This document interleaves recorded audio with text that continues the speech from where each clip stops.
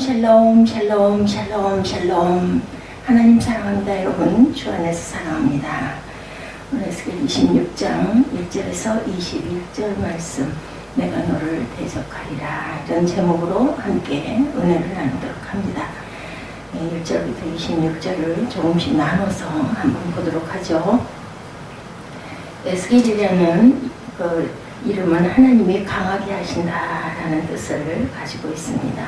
에스겔은 부시의 아들이죠. 제사장입니다. 에스겔은 어린 시절에 요시야의 개혁을 들었을 것이고 아수르가 메대와 바벨론에게 멸망한 것을 보았을 것입니다. 그 시대에 태어났죠. 또한 애굽이 바벨론에게 패배하는 것을 보았을 것이며 느부갓네살 왕이 다니엘을 비롯해서 유다의 많은 지도자들을 포로로 데려갔던 것을 또한 들었을 것입니다. 에스겔도 바벨론의 포로로 잡혀갔던 사람이죠. 그는 유대인의 귀족으로 텔아브 지역 그발 강가에 살았습니다.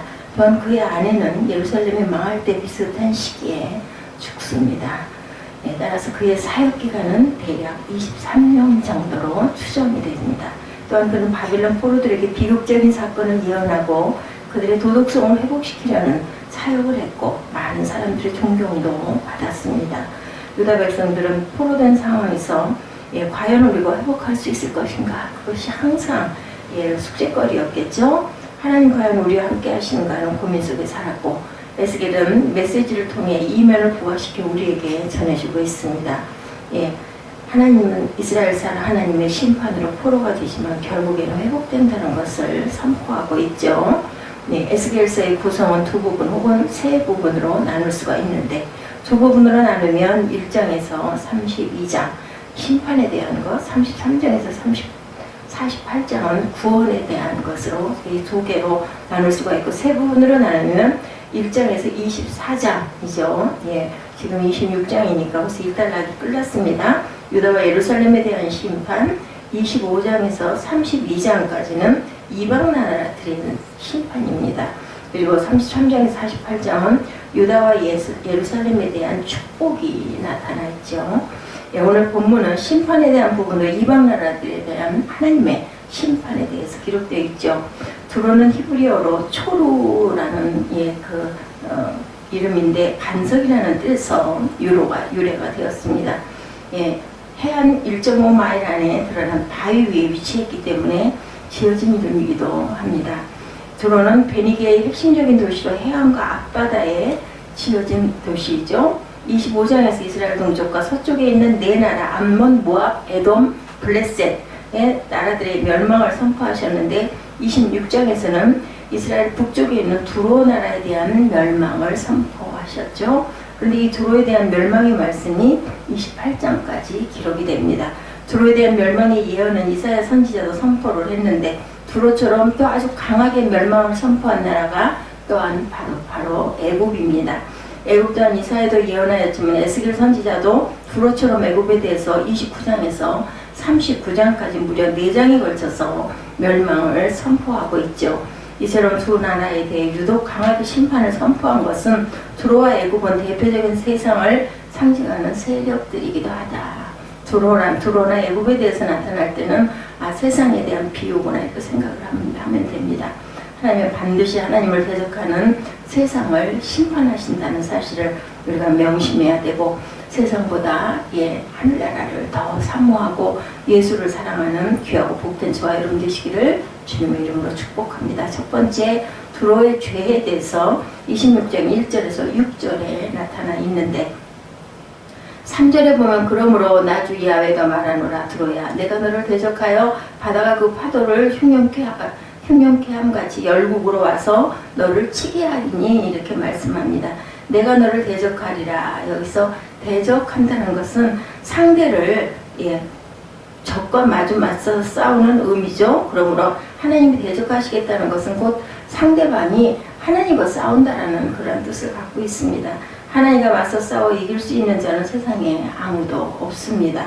그럼에도 악한 원수 사탄은 지금도 하나님과 맞짱을 뜨고 있죠. 한마디로 그 대표적인 악의 세력이 곧 세상인데, 공의의 하나님은 반드시 누구를 심판하실 때는 하나님 마음대로 심판하시는 것이 아니라 죄를 보고 심판하신다라는 걸 누구도 예외는 없습니다. 죄를 회개하면 용서를 해주시지만 회개하지 않을 경우에 그 죄에 대한 무게만큼 반드시 보응하신다는 사실을 우리가 깨달아야 된다. 골로새서 3장 25절에 불의를 행하는 자는 불의의 보응을 받으리니 주는 사람을 외모로 취하심이 없느니라 이렇게 말씀하셨습니다. 오늘 본문 1절에도 두로에 대한 멸망을 예언하던 해를 분명하게 언급하고 있죠. 1절에 보면 제11년 어느 달 초 1일에 야훼의 말씀이 내게 임하여 가라사대 이렇게 말씀을 하고 있습니다. 11년 어느 달 초 1일이라고 하는데 11년은 남유다 왕 야훼긴이 바벨론에 잡혀온 해를 의미하고 있습니다. 요아긴 왕이 잡혀온 지 11년째 된 해는 BC 586년 되던 해였고 BC 586년은 예루살렘이 바벨론에 멸망하던 그런 해이다. 그런데 예루살렘이 멸망받을 때 드로나라 백성들은 어떻게 한다고 그래서 2절에 보면 그들의 모습이 나오는데 아하 좋다 하고 기뻐했다. 2절에 이렇게 말씀하고 있습니다. 인자야 드로가 예루살렘을 쳐서 이르기를 아하 좋다 만민의 문이 깨어져서 내게로 돌아왔도다. 그가 황무하였으나 내가 충만함을 얻으리라 하였도다. 이렇게 증거되어 있습니다. 왜 기뻐했다고요? 예루살렘 멸망으로 인해서 자신들이 차지할 이익을 생각하니까 아하 기쁘다 했다라는 겁니다. 당시에 두로와 예루살렘은 애굽이나 다른 중동 국가들 사이에서 이익이 많은 무역로를 놓고 서로 경쟁을 하던 그런 때죠. 두로는 해상을 장악했고 예루살렘은 육로를 차지했습니다.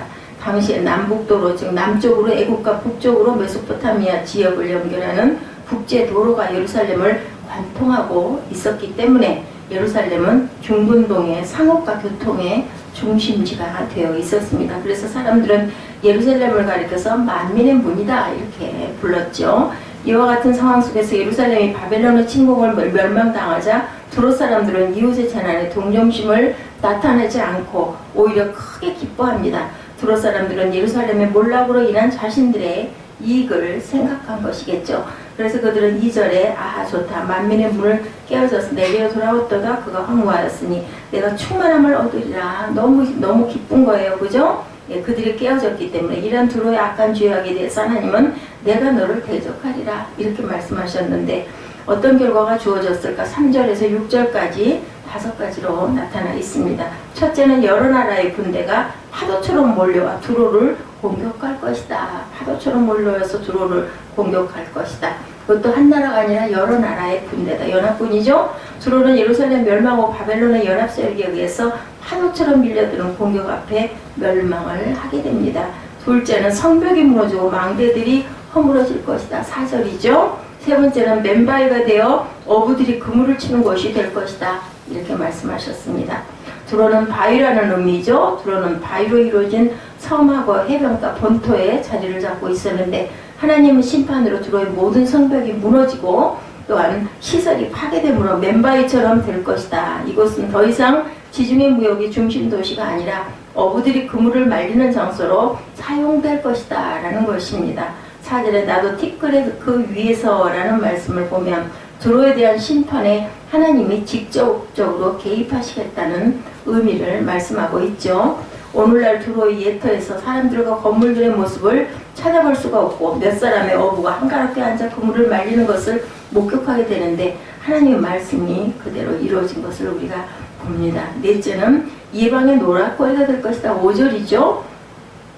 다섯째는 들에 있는 두로의 딸들이 칼에 죽임을 당할 것이다. 6절에 나타나 있습니다. 두로에 속한 성읍들을 의미하는데 바벨론을 두로뿐만 아니라 두로에 속한 작은 성읍까지도 모두 멸망시켜버렸다. 우리가 오늘날 두로처럼 생각지 않아서 살아가는 사람들이 많이 있죠. 두로 나라가 내가 충만함을 얻으리라 하였지만 얻지 못했다는 것을 우리가 꼭 기억해야 되겠다. 오늘날 얼마나 많은 사람들이 하나님을 떠나 스스로 충만함에 거하려고 하는지 모릅니다. 교회를 다니고 예수를 믿는 사람들 또한 예수를 이용해서 충만함을 거하려 하기도 합니다. 참으로 부질없는 짓이라는 것을 깨닫지 못하고 있는 무주한 그러한 그 처사일 수도 있다는 것을 우리가 꼭 기억해야 되겠죠. 나라고 예외는 될 수 없습니다. 항상 긴장하고 기도해야 되겠습니다. 너무 욕심내지 말고 살아가야 되겠죠. 야고보서 1장 5절에 욕심이 하면 죄를 낳는다라고 말씀합니다. 티끌과 같은 인생이 되어서도 안 되겠죠. 잠시 잠깐 머물다 갈 세상이라는 것, 무엇이 그렇게 충만하게 하고 싶은지, 행복은 무엇을 많이 가졌다고 오는 것이 아니라 진정한 행복은 내 마음 안에 모든 것을 비워버릴 때 행복한 삶이 될 수 있다는 사실을 우리가 기억해야 되겠다. 두로처럼 우리 주위의 인생을 화려하게 살다 비참하게 끝을 마친 사람들이 굉장히 많죠. 화려하게 인생을 살기보다는 오직 예수 안에서 평범하게 살 때 우리 마음 안에 평강이 있다는 것을 잊지 말아야 되겠습니다. 시편 84편 10절에 주의 궁전에서 한 날이 다른 곳에서 첫날보다 나은즉 악인의 장막의 거함보다 내 하나님 문지기로 있는 것이 좋사오니. 정말 귀한 말씀이죠. 네. 세상의 화려한 장막보다 하나님 집에 문지기로 있는 것이 좋다고 고백할 수 있는 그런 저와 여러분들의 믿음이 되시기를 주님의 이름으로 축복합니다. 두 번째 두로에 대한 심판이 7절에서 14절까지 나타나 있습니다. 나주 야훼가 말하노라 내가 열왕의 왕 곧 바벨론 왕 느부갓네살로 북방의 말과 병거와 기병과 군대와 백성의 큰 무리를 거느리고 와서 두로를 치게 할 때에 이렇게 시작을 합니다. 예, 두로 역시 하나님의 심판의 도구로 사용된 바벨론에 의해서 멸망을 당하는데 그 비참한 모습을 구체적으로 언급하고 있죠. 두로는 요새화된 도시였기 때문에 바벨론은 만반의 준비를 세워서 공격할 것이다. 7절에서 9절에 보면 연합군대 세력으로 사다리와 토성을 쌓고 방패와 무장하여 공성태를 가지고 도끼로 망대를 찍으며 공격할 것이다. 10절에도 병거들이 얼마나 많은지 먼지로 성을 뒤덮을 것이며 기병과 수레와 바퀴 소리가 성을 진동할 것이다. 이렇게 나타나 있습니다. BC 586년 예루살렘을 함락시킨 느부갓네살은 다음해 585년에 군대를 북쪽으로 이동시켜서 두로를 공격했지만 두로의 성은 쉽게 무너지지를 않습니다. 무려 13년 동안이나 포위하고 공격한 끝에 BC 573년에 멸망되죠. 두로성이 얼마나 강력했는지를 우리가 이것을 보고 알 수가 있는데 두로 같은 저 세상의 세력이 얼마나 강할까. 그러나 반드시 이 세상은 멸망할 것이고 강력한 두로의 비참한 마지막의 모습을 11절에서 14절까지 7가지로 언급하고 있습니다. 첫째로 백성들이 죽임을 당할 것이다. 둘째로 두로의 우상을 땅에 엎드러뜨릴 것이다. 셋째로 재물들을 빼앗길 것이다. 넷째로 성과 집들과 모든 건축물이 무너질 것이다. 다섯째로 노랫소리와 소금소리가 그칠 것이다. 여섯째로 맨바위가 되어 금을 말리는 장소가 될 것이며 일곱째로 다시는 건축하지 못하게 될 것이다. 이렇게 나타나 있습니다. 역사적으로 두로는 바벨론에 의해서 함락되고 훗날에 다시 헬라 제국 알렉산더에 의하여 BC 332년에 완전히 폐허로 변합니다. 화려한 이 세상 또한 언제인가는 하나님의 심판으로 완전히 멸망하게 돼서 사라지게 될 것이라고 성경은 계속해서 예언하고 있죠. 계시록 21장 1절에 또 내가 새하늘과 새 땅을 보니 처음 하늘과 처음 땅이 없어졌고 바다가 다시 있지 않더라. 이렇게 말씀합니다. 강력한 두로의 멸망을 선포할 때 사람들이 절대로 믿지 않았습니다. 오늘날도 세상의 멸망을 믿는 사람들이 많지가 않죠. 세상 사람들이야 전혀 믿지 않지만 교회를 다니고 있는 저희들도 설마 그런 일이 일어날까? 이렇게 생각하기가 쉽죠. 디모데후서 3장 1절에서 5절에 보면 내가 이것을 알라 말세에 고통한 때가 이르르니 사람들은 자기를 사랑하며 돈을 사랑하며 자긍하며 교만하며 회방하며 부모를 거역하며 감사치 아니하며 거룩하지 아니하며 무정하며 원통함을 풀지 아니하며 참소하며 절제하지 못하며 사나우며 선한 것을 좋아 아니하며 배반하여 팔며 조급하며 자고하며 쾌락을 사랑하기를 하나님 사랑하는 것보다 더 나으며 경건의 모양은 있으나 경건의 능력을 부인하는 자는 이 같은 자들에게서 내가 돌아서라. 이렇게 말씀합니다. 마지막 때 사람들은 20여 가지를 할 것이라고 했지만 이보다 더 많은 것들을 쫓으며 살게 될 것이고 이 20가지 중 맨 처음에 2가지만 본다면 자기를 사랑하며 돈을 사랑한다. 이런 세상이 되어 있죠. 이 2가지가 거의 모든 사람은 걸리죠. 오늘날 많은 사람들이 자기 자신을 너무나 에고이즘들이 모두 다 되어 있고 돈이면 모든 것이 다 된다라고 생각하는 경향이 정말 많습니다. 우리 자신과 돈을 너무 믿고 너무 사랑하지 말아야 되겠죠. 이것이 바로 우상이라는 것. 예수가 우리를 구원하셨고 하나님이 우리 생명권을, 생명의 여타를 가지고 계신다는 걸 잊지 말아야 되겠다. 10계명 중 1에서 4계명은 하나님에 대한 계명이죠. 5계명 중에서 10계명까지는 인간관계에 대한 계명인데 1계명에서 4계명은 무시되고 5에서 10계명까지는 아무리 잘 지켰다 할지라도 그것은 하나님과 상관없는 그러한 것이 되고 만다. 예수님을 마음을 다하고 뜻을 다하고 목숨을 다해서 사랑한다면 반드시 세상 것에 마음 뺏기고 살지 않을 수가 있을 것이라는 것을 잊지 마시기 바랍니다. 우리 눈에 보이는 모든 것들을 사라지게 될 날이 반드시 올 것이고 그러므로 우리는 너무 세상 것에 관심을 가지고 살아서는 안 되겠고 솔로몬이 인생 마지막에 말하죠. 헛되고 헛되며 헛되고 헛되니 모든 것이 헛되도다. 솔로몬보다 부귀영화 권세 누리고 산 사람이 천하에 없다고 그러죠. 솔로몬은 자신이 그렇게 사랑하던 모든 것들이 모두가 다 헛된 것임을 고백하고 있습니다.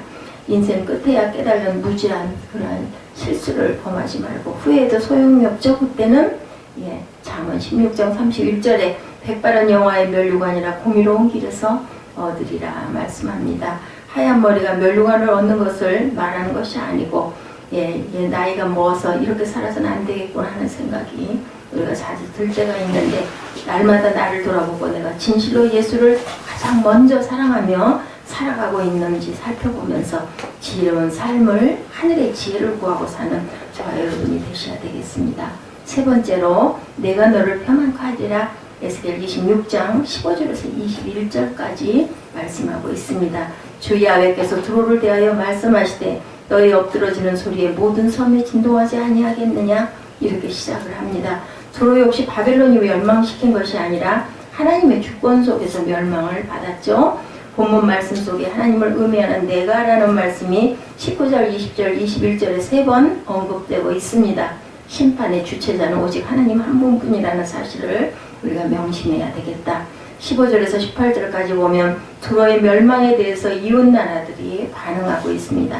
강력한 해상의 나라 두로에 의존하면서 무역과 상업을 해오던 지중해 연안의 많은 나라들은 두로의 멸망에 대해서 놀라움과 두려움을 가지고 있죠. 이웃 나라들의 왕들과 백성들은 슬퍼하며 애가를 부르게 될 것이라고 하죠. 애가의 내용이 17절에서 18절에 기록되고 있는데 마치 두로가 이미 멸망받은 것처럼 노래하고 있죠. 그 내용을 세 가지로 살펴봅니다. 첫째로 두로가 유명한 성이고 견고하였다고 노래하고 있죠. 이것은 곧 어떻게 그렇게 견고한 성이 멸망할 수 있는가 라는 의문을 가지게 합니다. 세상의 성이 아무리 견고하고 인간의 권력이 아무리 강하다 할지라도 하나님 앞에서는 티끌과 같다는 사실을 우리가 절대 잊지 말아야 되겠다. 세상 사람들이 하나님의 존재를 모르니까 무지하라고 어리석게 살 수밖에 없지만 교회를 다니는 예수 믿는 저와 여러분들은 하나님의 주권을 믿고 의지하고 두려워할 줄 알아야 되겠습니다. 나는 그렇지 않다고 장담할 것이 없죠. 똑같습니다.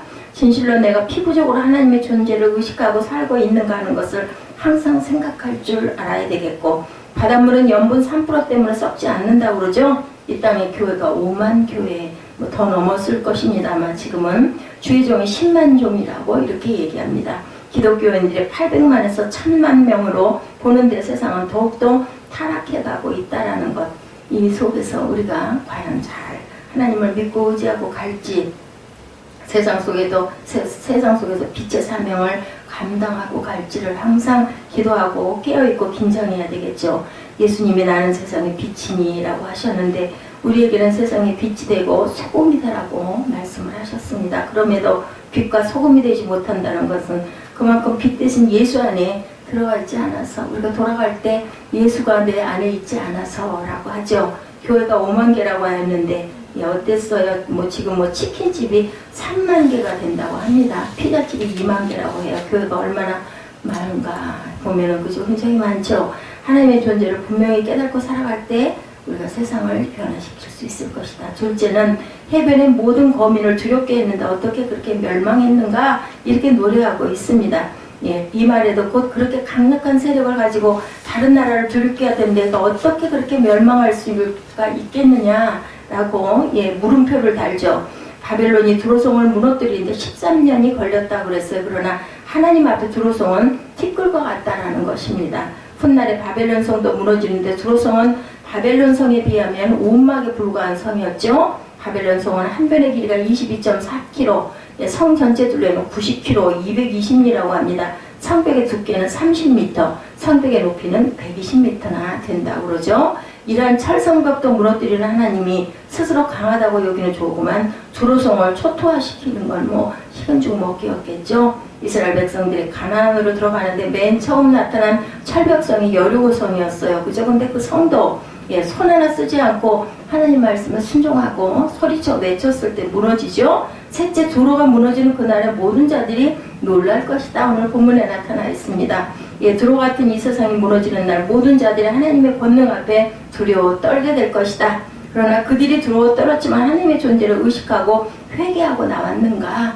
그렇지도 못했어요. 마지막 때에도 하나님의 심판 앞에 사람들은 두려워 떨며 산과 바위로 숨을 것이지만 자신들의 죄를 회개하며 하나님 앞에 과연 나올 수 있을까? 계시록 16장 9절에서 11절에 사람들이 크게 태움에 태워진지라 그 재앙들을 행사하는 권세를 가지신 하나님의 이름을 회방하며 또 회개하여 영광을 주께 돌리지 아니하더라. 또 다섯째가 그 대접을 짐승의 보좌에 쏟으니 그 나라가 곧 어두워지며 사람들이 아파서 자기 혀를 깨물고 아픈 곳과 종기로 인하여 하늘의 하나님을 회방하고 저희 회미를 회개치 아니하더라. 이렇게 나타나 있습니다.